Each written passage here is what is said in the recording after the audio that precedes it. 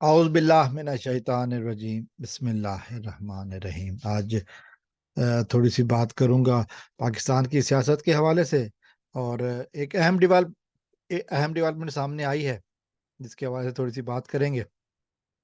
جو ڈیولپمنٹ سامنے آئی ہے وہ 9 مئی کے واقعات، افسوسناک واقعات کے حوالے سے ہے۔ اس سے پہلے کہ میں ویڈیو شروع کروں، اگر آپ نے ابھی تک میرا چینل سبسکرائب نہیں کیا ہے تو آپ سے درخواست ہے کہ میرا چینل سبسکرائب کر لیں تاکہ ہمارا آپ کا رشتہ آنے والی ویڈیوز میں قائم رہے۔ تو میں بات کر رہا تھا 9 مئی کے واقعات کی، افسوسناک واقعات کی۔ ان واقعات کو بنیاد بنا کر موجودہ حکمران طبقہ مسلسل تحریک انصاف کو توڑنے میں مشغول ہے۔ تحریک انصاف کو ختم کیا جا رہا ہے۔ تحریک انصاف کے جو عوامی لیڈرز ہیں ان سے پارٹیاں چھڑوائی جا رہی ہیں، اور جو نہیں چھوڑ رہے ان کو قید و بند کی صحبتیں مل رہی ہیں۔ آج ایک اہم فیصلہ سامنے آیا ہے 9 مئی کے حوالے سے۔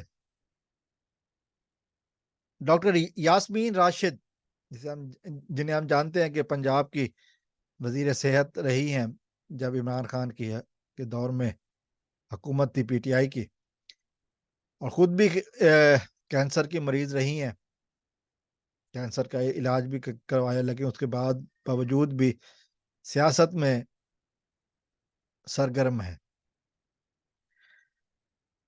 ڈاکٹر یاسمین راشد کا نام بھی ان واقعات کے حوالے سے لیا گیا۔ 9 مئی کے توڑ پھوڑ اور جلاؤ گھراؤ کے جو واقعات تھے اس حوالے سے لیا گیا۔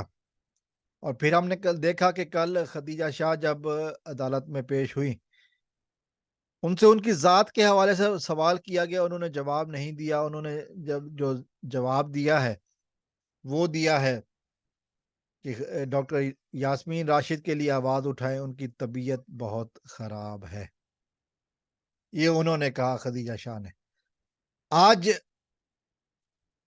ایک اہم پیش رفت سامنے آئی ہے۔ عدالت نے حکم دیا ہے کہ جناح ہاؤس حملے میں یاسمین راشد کے خلاف کوئی ثبوت نہیں۔ عدالت یاسمین راشد کو اس مقدمے سے ڈسچارج کرتی ہے، اگر کسی اور مقدمے میں مطلوب نہیں تو رہا کیا جائے، یہ عدالت کا حکم آیا۔ انسداد دہشت گردی کی خصوصی عدالت کی طرف سے یہ حکم آیا۔ لاہور کے تھانہ سرور روڈ میں درج مقدمے میں یہ فیصلہ کیا گیا تھا، اور یہ آج ایک فیصلہ آیا جس میں کہا گیا کہ یاسمین راشد کا اس توڑ پھوڑ کے حوالے سے کوئی ثبوت موجود نہیں ہے،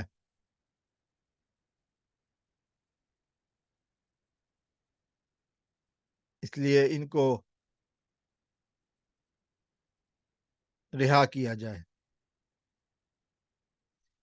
یہ پاکستان تحریک انصاف کے چاہنے والوں کے لیے ایک اچھی خبر میں کہہ سکتا ہوں، سپورٹرز کے لیے ایک بہت بڑی خاتون رہنما ہے، مقبول لیڈر ہیں، اور یہ ان لیڈرز میں شامل ہیں جو ڈٹی ہوئی ہیں، جنہوں نے مشکل حالات کے باوجود پارٹی چھوڑنے سے انکار کیا۔ بہت ساری باتیں ان کے حوالے سے کہی جا سکتی ہیں۔ بہادر خاتون ہیں، ہم نے دیکھا کہ جب یہ ان کا کینسر کا آپریشن بھی چل رہا تھا، کیمیو تھراپی چل رہی تھی، اس وقت بھی یہ عملی طور پر سرگرم تھیں۔ انہوں نے کہا تھا کہ یہ وقت ملک کی خدمت کرنے کا ہے، گھر میں بیٹھ کر علاج کروانا بہت آسان ہے۔ ایک سچی، نڈر، بے باک لیڈر، اور اب مستحکم خاتون، مضبوط اعصاب کی مالک خاتون، ظاہر ہے ان کے اوپر بھی بہت سارے ظلم و ستم کے پہاڑ توڑے گئے، لیکن انہوں نے انکار کیا جھکنے سے، ظالم کے آگے سر جھکانے سے انکار کیا، اور پھر ہم نے دیکھا کہ آج عدالت نے انسداد دہشت گردی کی خصوصی عدالت نے یاسمین راشد کو رہا کرنے کا حکم دیا۔ میں نے ایک بات ہمیشہ کہی ہے، مسلسل اپنے ویڈیوز میں کہہ رہا ہوں، 9 مئی کے واقعات افسوسناک، قابل مذمت، جو ملوث ہیں ان کو سزا ملنی چاہیے، لیکن بے گناہ افراد کو نہیں۔